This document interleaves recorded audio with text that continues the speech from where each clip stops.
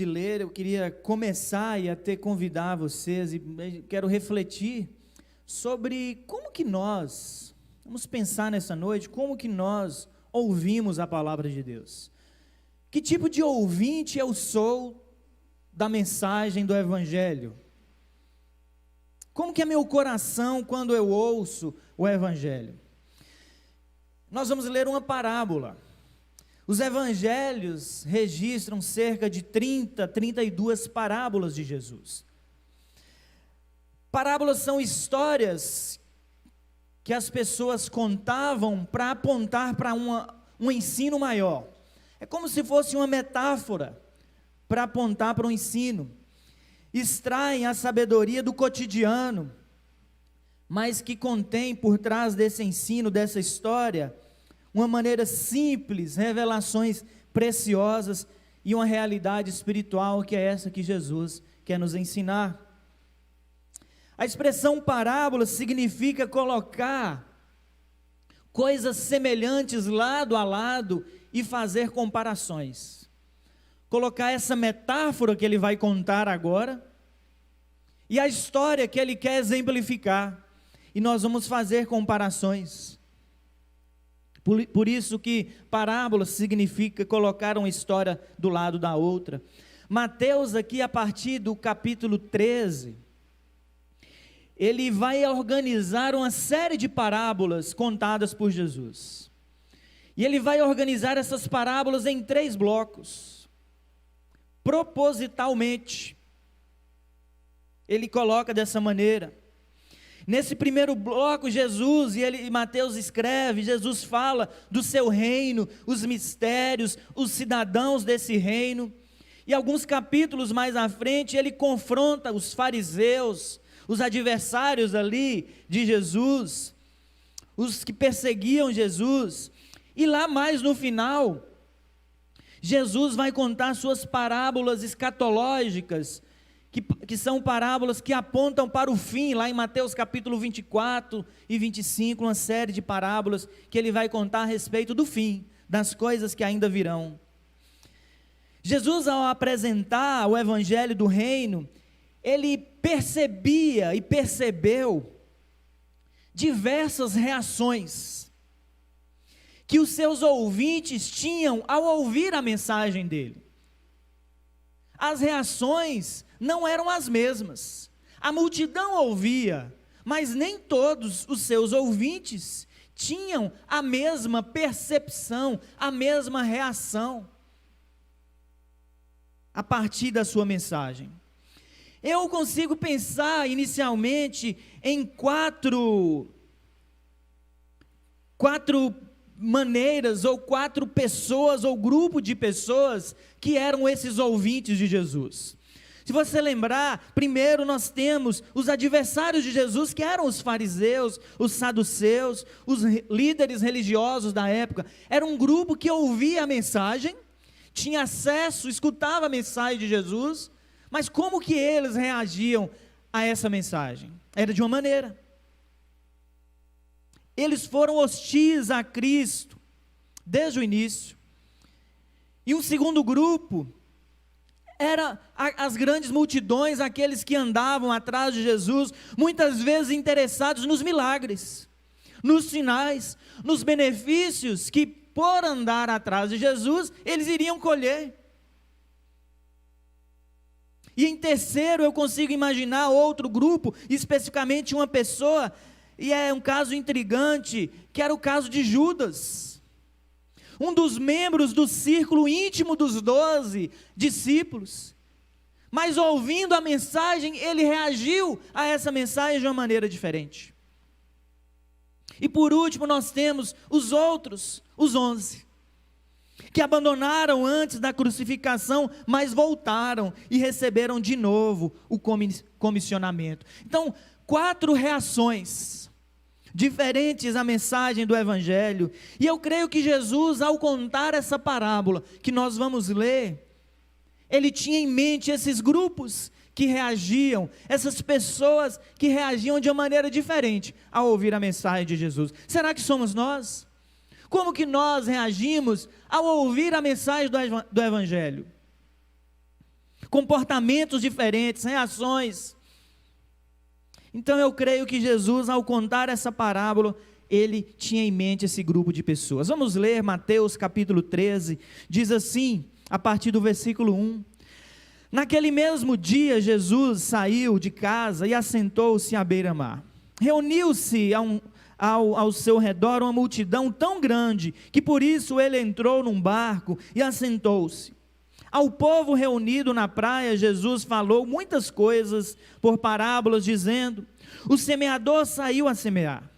Enquanto lançava a semente, parte dela caiu à beira do caminho, e as aves vieram e a comeram. Parte dela caiu em terreno pedregoso, onde não havia muita terra, e logo brotou, porque a terra não era profunda. Mas quando saiu o sol, as plantas se queimaram e secaram, porque não tinha raiz. Outra parte caiu em espinhos que cresceram e sufocaram as plantas. Outra ainda caiu em boa terra, deu boa colheita, a 100, a 60 e a 30 por um. Aquele que tem ouvidos para ouvir, ouça. Vamos orar mais uma vez. Pai, nós estamos diante da Tua palavra. Ó Deus, fale aos nossos corações a Tua vontade, o Teu querer, abra a nossa mente, para que possamos, ó Deus, não ser apenas ouvintes, mas praticantes da Tua palavra, ouvintes que colocam em prática a Tua palavra, e que nós possamos aprender, ó Deus, do Teu querer, da Tua vontade, para as nossas vidas, no nome do Teu Filho, nós oramos, amém, e amém. Então Jesus, ele conta essa história, para ensinar os seus ouvintes alguma coisa, e ele vai buscar naquilo que era de mais cotidiano na vida dos seus ouvintes, para contar essa parábola, essa história. Para os ouvintes, eles podiam ver uma cena que correspondia exatamente ao que Jesus estava dizendo, os primeiros ouvintes, algo comum, algo compreensível, era algo absolutamente corriqueiro, cotidiano aos seus ouvintes. Era como se para nós, não é exagero dizer, se Jesus fosse contar para nós, no nosso contexto, ele contasse uma parábola usando, por exemplo, o que o brasileiro tem de mais comum e apaixonado, talvez o futebol, algo comum. O treinador, alguém estava na beira do campo aí, não sei, sem exagerar, mas era importante que as pessoas captassem logo aquilo que ele estava querendo ensinar. O semeador lançou a semente e elas caem em 4 ambientes diferentes. 4 ambientes diferentes, em 4 tipos de solos diferentes. E o problema aqui não está com o semeador, porque o semeador, quando nós vamos para a interpretação dessa parábola, no restante do capítulo 13, o semeador é o próprio Deus. Então não há um problema no semeador. Não há um problema na semente que é lançada, porque a semente é o evangelho no coração das pessoas. Aqui Jesus quer chamar a atenção para o solo, para os ouvidos, para os nossos corações. Aqui, por mais que o título dessa parábola conhecida aí seja parábola do semeador, o foco de Jesus é falar sobre solos, corações dos que ouvem.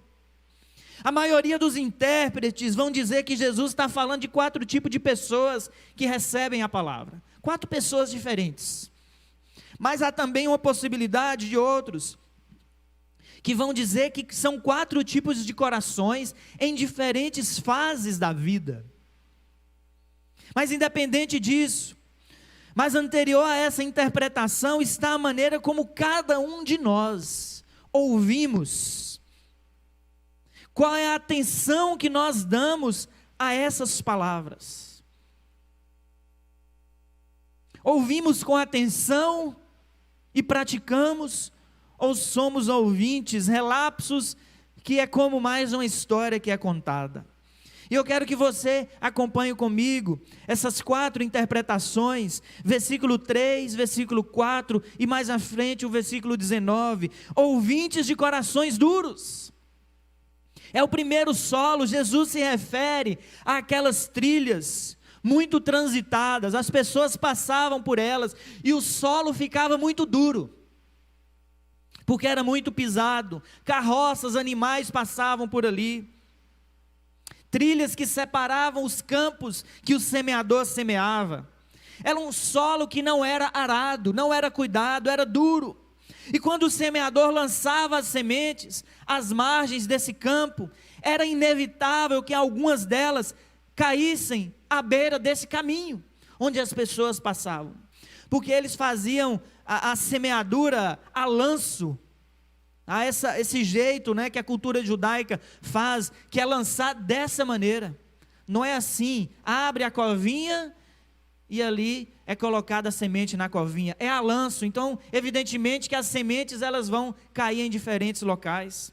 Essas sementes não tinham, nesse tipo de solo, a esperança de penetrar na camada dura da trilha onde muitos passavam e pisavam.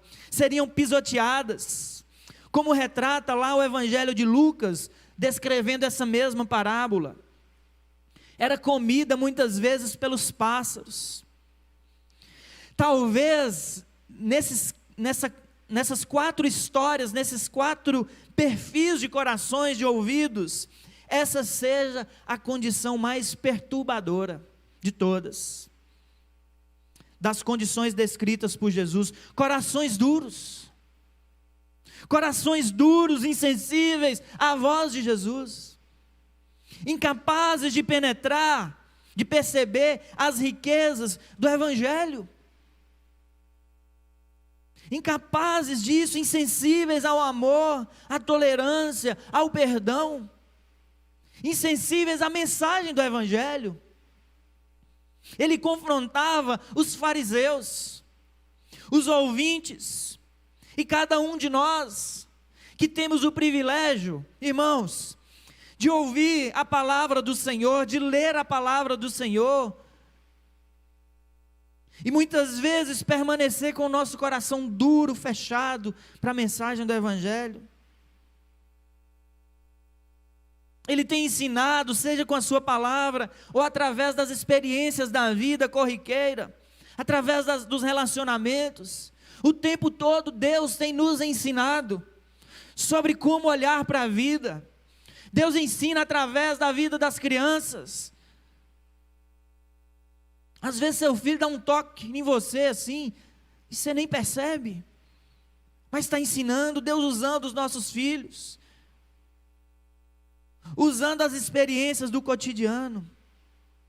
Descrença e amor pelo pecado transformaram esse coração num ambiente duro como pedra, no qual a verdade não consegue penetrar.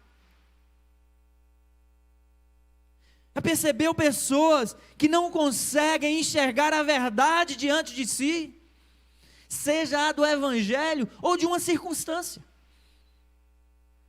E a gente se pergunta, mas como ele não percebe? Como que ela não percebe? Mas o coração é duro.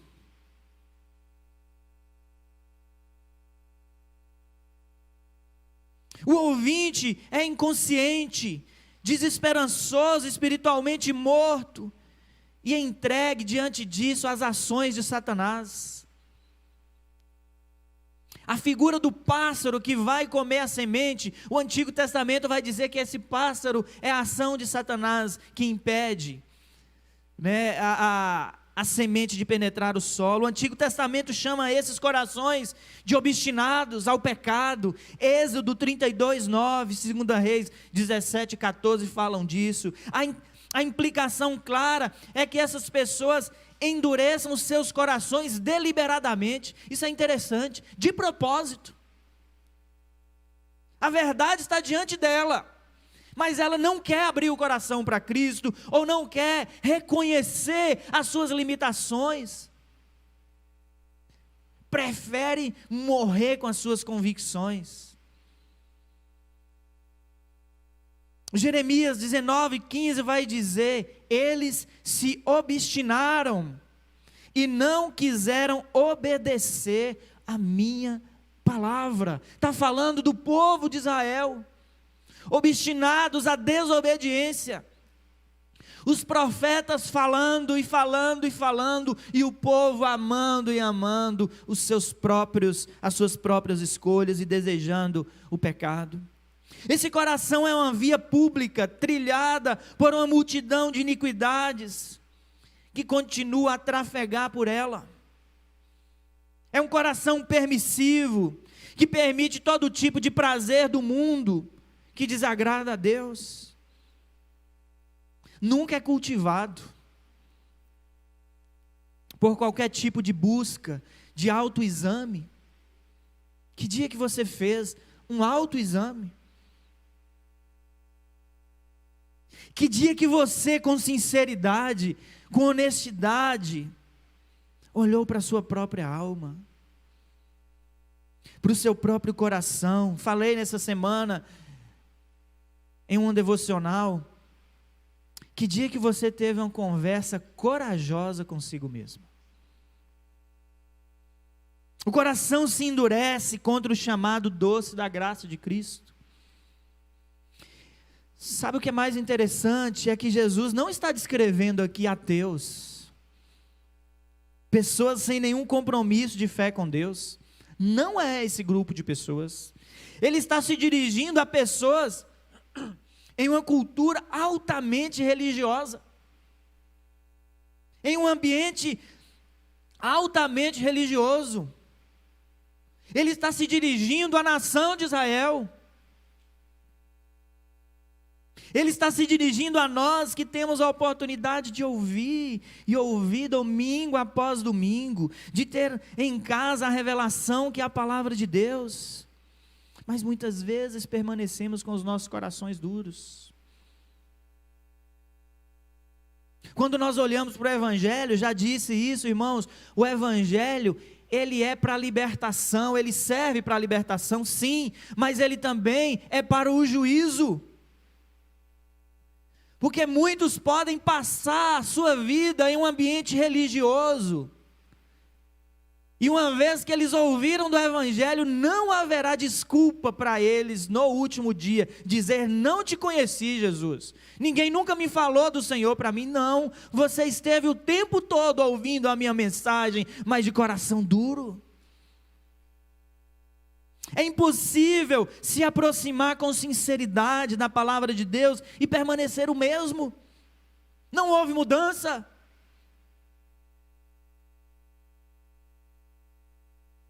Principalmente daquilo que está lá dentro, porque é muito fácil mudar o estereótipo, mudar a casca, mudar a aparência, se maquiar, mas Deus olha para o coração do ser humano. Se você mata alguém dentro do seu coração, se você deseja o mal para as pessoas, é impossível um homem ou uma mulher com a Bíblia na mão e com sinceridade no coração permanecer diante de Deus o mesmo. Se permanecemos os mesmos, se não há mudança em nossos corações, é porque nós estamos longe da vontade de Deus. Essa é a proposta do Evangelho, nós chamamos isso de metanoia, que é a mudança da mente, da proposta de olhar para o mundo.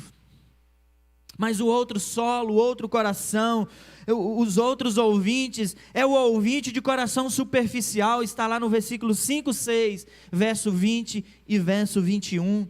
Jesus aqui se refere àquele solo que por baixo de uma camada fina de terra, existe uma camada de rocha. Há uma camada de terra, uma pequena camada, mas lá embaixo existe pedra. É claro que se o semeador soubesse que havia pedra, rocha embaixo, ele não iria semear. Por isso que é essa ideia de que essa rocha está escondida por baixo de uma camada de terra. Então ele está falando de corações que ouvem o Evangelho do Reino, o recebem com alegria, com entusiasmo, mas porque não tem raiz em si mesmos. Quando surge alguma tribulação, quando surgem as perseguições por causa da palavra, logo abandona. Salmo 129, versículo 6 vai dizer, e vai chamar, melhor dizendo, chama essa vegetação, esse perfil, essa típica vegetação de capim de terraço. que seca antes de crescer. Em nossa região, por exemplo, norte de Minas, durante a temporada de chuva, a vegetação vem com vida e se cobre de verde. É muito bonito, logo nas primeiras chuvas, mas logo quando vem o sol, o marrom toma conta, o seco, sem vida, morte. Essa é uma parábola perfeita para a maneira como algumas pessoas respondem ao Evangelho de Jesus. Elas são o oposto dos corações duros. Sabe por quê? Porque esses corações, esses ouvidos parecem receptivos. Demonstram um interesse vívido, recebem a palavra com alegria e entusiasmo. Mas todo esse entusiasmo pode ocultar o fato de não ter raiz. Creem durante um tempo. Quantos vocês conhecem que começaram a jornada, a caminhada de fé e se desviaram? Como todos os corações abraçam a fé em Jesus, mas eles não percebem que todos nós estamos à mercê de provações, de elementos hostis, que vão testar a sua viabilidade, vai testar a sua fé. Preste atenção.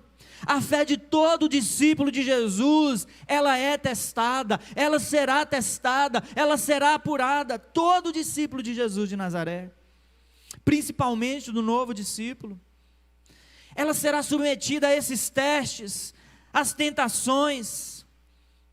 Então, se for superficial, se não tiver raiz, não vai aguentar.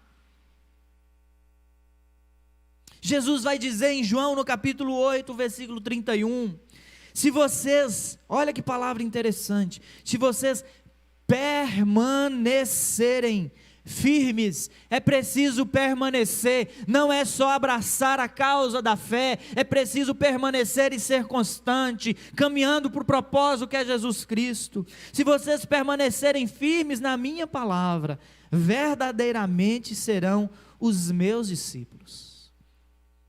É preciso permanecer. Hebreus 3,14 vai dizer: passamos a ser participantes de Cristo, desde que, de fato, nos apeguemos até o fim. Olha, que não é só até a metade, é até o fim. A confiança que tivemos, com a mesma confiança que tivemos desde o princípio. Talvez corações assim, nesse tipo de solo, estejam pensando que Jesus resolverá todos os nossos problemas, e não é, nós sabemos disso. Eles abraçam a fé, mas não calculam o custo. É uma verdade que a salvação é de graça e é pela graça, mas caminhar com Jesus tem um preço. A caminhada de fé possui um preço ou não possui? O discipular com Jesus possui um preço, e para muitos o custo é muito alto. Há um preço por ser discípulo de Jesus. Jesus, ele vai dizer: quem quiser vir atrás de mim, após mim, precisa negar a si mesmo. E a maior dificuldade que nós temos, irmãos, é negar a nossa condição, é negar a nossa natureza, é negar a nós mesmos. Essa é a maior dificuldade. É negar as nossas verdades, a nossa autossuficiência. Repito aqui, que a intenção do diabo, do inimigo das nossas almas, não é fazer com que você faça a vontade dele, ele não tem interesse nisso. O interesse do diabo é fazer com que você faça a sua vontade, porque a sua vontade, ela te leva para o inferno. Fazendo a sua vontade, o fim não é negar a si mesmo, não é ir atrás de Jesus. Corações superficiais durante algum tempo se deleitam em alguma emoção, sentimento de alívio, entusiasmo. Não há nenhum problema no entusiasmo, euforia, lágrima. Mas muitas vezes a gente pode até achar, né, que o que converteu mesmo é o que chora. Mas existem pessoas que se convertem silenciosamente e não têm as mesmas reações que outros têm. É um momento de contrição silenciosa, convencidos do seu pecado e de sua indignidade, têm essa consciência que tudo que sente é um profundo senso de mansidão e gratidão silenciosa. Isso é admirável. O Evangelho é maravilhoso e encantador. Quando ele é anunciado com honestidade, ele fascina mesmo, ele cativa, ele conquista o coração do homem. Mas nós não podemos confundir o Evangelho do reino de Deus com Disneylândia, com colônia de férias. Não se trata de felicidade a partir da perspectiva do mundo. Não é uma teologia do coach, da autoajuda. Ele nos convida para um propósito, nos convida para morrer, e o convite de Jesus que ele fez para os seus discípulos, o apóstolo Pedro falou que seguiria Jesus, por onde quer que ele fosse. Jesus vai dizer: você não sabe para onde é que eu estou indo, mas eu vou para onde o Senhor for. Eu estou indo é para a cruz, eu estou indo é abrir mão da minha vontade, porque eu já disse para o Pai: afaste-se de mim a minha vontade.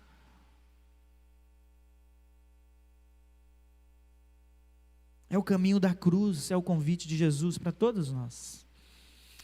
Mas o terceiro solo, e o terceiro coração, e o terceiro ouvinte aqui, está lá no versículo 7, e também a explicação está no versículo 22 do capítulo 13, que são os ouvintes de corações seculares. É o terceiro tipo de solo. É um solo com ervas daninhas. Representa um coração excessivamente fascinado ou preocupado com as questões deste mundo. Jesus disse que são os que ouvem a minha palavra, mas as preocupações dessa vida e o engano das riquezas fazem o quê? Sufocam, tornando esse solo infrutífero. O coração espinhoso é o próprio de quem quer se comprometer com o reino de Deus, mas continuar com a mesma vida que tinha anteriormente. Gente que acredita que o compromisso do reino de Deus talvez seja uma forma de abrir caminhos, viabilizar, melhor dizendo, os seus anseios. E aqui não se trata de incrédulo, talvez como o primeiro coração, ou o coração superficial. Dessa vez, olha, o perfil do solo. O solo foi arado, possui profundidade necessária, mas há todo tipo de impureza nesse solo. Ervas daninhas sempre crescerá, e crescerá até mais rápido que a boa semente. Lá na frente, Jesus vai contar a parábola do joio. Olha uma outra erva daninha crescendo no solo. A palavra de Deus é estranha a esse coração. O coração refuta, o ouvido refuta a palavra de Deus. Quando a palavra de Deus confronta, na verdade a pessoa fica ofendida. Ela não recebe esse confronto como um cuidado de Deus com ela mesma. Nesse solo, os donos do pedaço são as ervas daninhas, os espinhos, coração que ama a Deus, mas são apaixonados pelo mundo, obcecados pelos prazeres da vida. Irmãos, a vida é sim prazerosa. Se a gente for usar a metáfora lá da maçã do Éden, a maçã era suculenta sim, era bonita. Que se fosse uma maçãzinha, evidentemente que é uma metáfora, né? Que não atraísse os olhos, o homem não iria tocar nessa maçã. A Bíblia não vai dizer que o pecado tem um sabor ruim. Pelo contrário, mas a Bíblia vai falar que a partir do pecado vai levar à morte. Corações que amam a Deus, mas são apaixonados pelo mundo. Valores e prazeres temporários inundam o coração e abafam a verdade da palavra de Deus. Quero falar mais sobre isso em outro momento na igreja. Irmãos, se tem um mandamento que a nossa geração tem esquecido, é sede santos. Não é um mandamento? Ele mandou, não mandou? Sede santos, porque eu também sou santo. É um mandamento. É um mandamento esquecido por nós. Há muita mente dividida, instável em tudo que faz. Tentando servir a Deus, mas servindo o mundo. E Jesus vai dizer: não é possível servir a dois senhores. Jesus condenou esse amor ao mundo. Não amem o mundo nem o que nele há. Se alguém amar o mundo, o amor do Pai não está nele. 1 João 2,15. E lá na frente ainda ele vai dizer no versículo 19, de 1 João, eles saíram de nós, mas na realidade não pertenciam a nós, pois se tivessem pertencido a nós, teriam permanecido conosco, mas sua partida mostrou que nenhum deles pertencia a nós. Aqui João está falando da apostasia, daqueles que conheceram a fé e abandonam a fé, e muitas vezes abandonam a fé estando ainda no ambiente religioso. Um exemplo clássico desse amor para com o mundo é o exemplo do jovem rico que vai atrás da vida eterna, mas ele era materialista, amante do mundo, e Jesus sabia disso e o confrontou. É um coração duro, superficial, secular. Neles o fruto, o que é que acontece? Pode começar a crescer, pode brotar, mas não amadurece.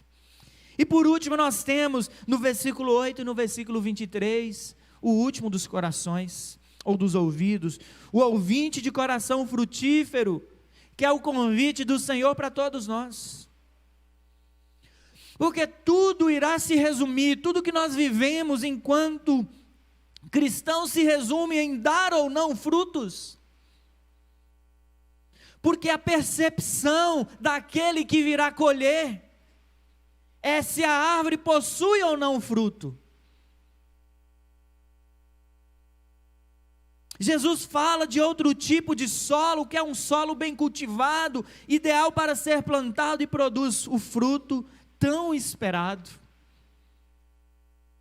Jesus vai dizer que isso simboliza os que com coração bom, generoso, ouvem a palavra de Deus, retém a sua palavra, pratica a sua palavra. E essa prática da palavra de Deus não é algo místico. Mas é claro que é o Espírito Santo que faz isso conosco, mas a partir do entendimento, tudo que você, que eu temos que fazer é colocar em prática, obedecer, lutar contra o desejo que nós temos de não obedecer, porque nós temos esse desejo. Para pecar, irmãos, para fazer a vontade que não agrada a Deus, a gente não precisa fazer esforço nenhum, é ou não é verdade? Para dar uma resposta mal dada, para um pensamento que não convém, para uma atitude que não convém, a gente não precisa fazer esforço. Mas para negar tudo isso, a gente precisa. Como diz um ditado popular aí, uma frase popular aí, muitas vezes nós temos que engolir sapo, levar desaforo para casa, se submeter, porque a vontade que nós temos é o quê? É matar. Mas Jesus mandou você morrer primeiro. E a nossa relação com Deus e com o próximo se traduz pelos frutos, que através dos frutos nós, a igreja, seríamos reconhecidos e conhecidos. O mundo tem buscado esses frutos. Jesus foi até uma árvore buscar frutos. Porque a árvore sem fruto, ela será lançada no fogo. O fruto mencionado na parábola inclui, é claro, o fruto do Espírito Santo, descrito por Paulo na carta que ele escreve aos Gálatas. entre eles amor, alegria, paz, paciência, amabilidade, amáveis uns com os outros, bondade, fidelidade, mansidão e domínio próprio. Esse coração é aquele que ouve o Evangelho, entende a sua mensagem, está ciente das implicações da sua mensagem, compromete-se, está disposto a viver para o próximo, pagar o preço desse compromisso, enfrentar muitas vezes a hostilidade dos que se opõem ao reino de Deus. Esse solo é um solo diferente. É um ouvinte atento, comprometido a obedecer, porque ele sabe que se ele obedecer, ele dará frutos.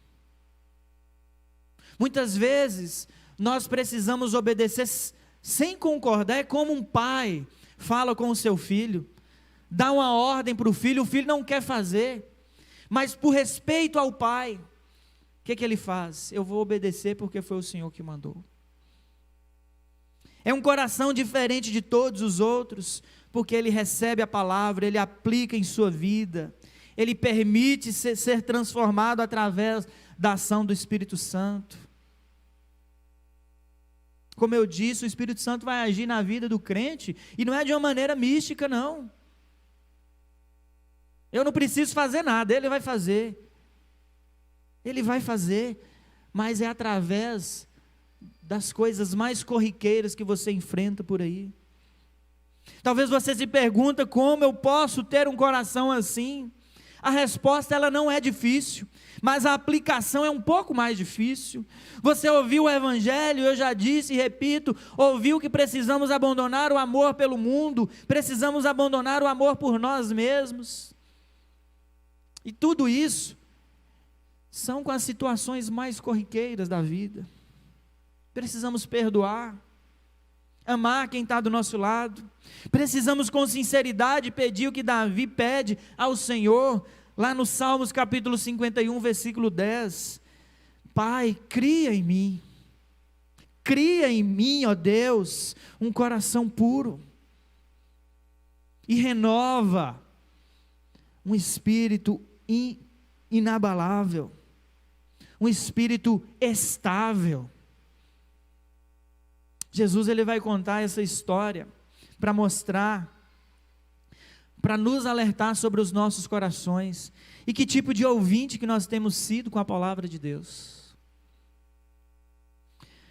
Talvez ouvimos a palavra de Deus por muitos anos, mas temos tido muita pouca prática na nossa vida. Ele vai falar aqui sobre os potenciais do nosso coração. Não ache que o coração do homem é um coração bom. A Bíblia vai falar, Paulo escreve aos Romanos, que o nosso coração é mau. Que muitas vezes nós desejamos só o pecado, e que nós precisamos esforçar para abandonar isso. Muitas vezes há corações duros, superficiais, seculares, amantes desse mundo. Mas tudo que a palavra nos convida, tudo que Ele deseja é que haja em nós, através da ação do Espírito de Deus, um coração puro. Faça como Davi, Deus purifica os meus olhos. O que nós temos olhado? Purifica as minhas palavras. O que é que nós temos dito? Purifica os meus ouvidos. O que é que nós temos ouvido? Não esqueça que santidade é um mandamento. Santidade é um mandamento para a igreja que deseja ver o Deus Santo. Abandone o pecado que muitas vezes você tem abraçado, que eu tenho abraçado. Não sei como sua vida, seu coração se apresenta nessa noite. E eu quero concluir, quero convidar a música aqui à frente. Fazendo esse autoexame com sinceridade. das suas escolhas? Como que você tem recebido o Evangelho de Jesus? Como que você tem se comportado com essa doce voz do Senhor? Qual é a resposta que você tem dado a isso? A esse convite de Jesus na sua vida? Talvez hoje seja para aceitá-lo como o único e suficiente Salvador da sua vida. Ou talvez nessa noite é para um compromisso maior com o Senhor. Deus, eu sei que eu estou relapso. Eu sei que eu estou vivendo um evangelho de qualquer jeito. Ou talvez hoje seja um convite da volta para a presença do Senhor. Jesus é o semeador. E Ele está à procura de corações, de ouvidos, para depositar a sua semente, que é a salvação. O seu coração é esse lugar? O seu coração é esse local de ouvintes atentos e obedientes? Ele vai falar para a sua igreja lá em Apocalipse: eu estou à porta, estou batendo, se ouvir a minha voz, eu vou entrar. Abra o seu coração para Jesus.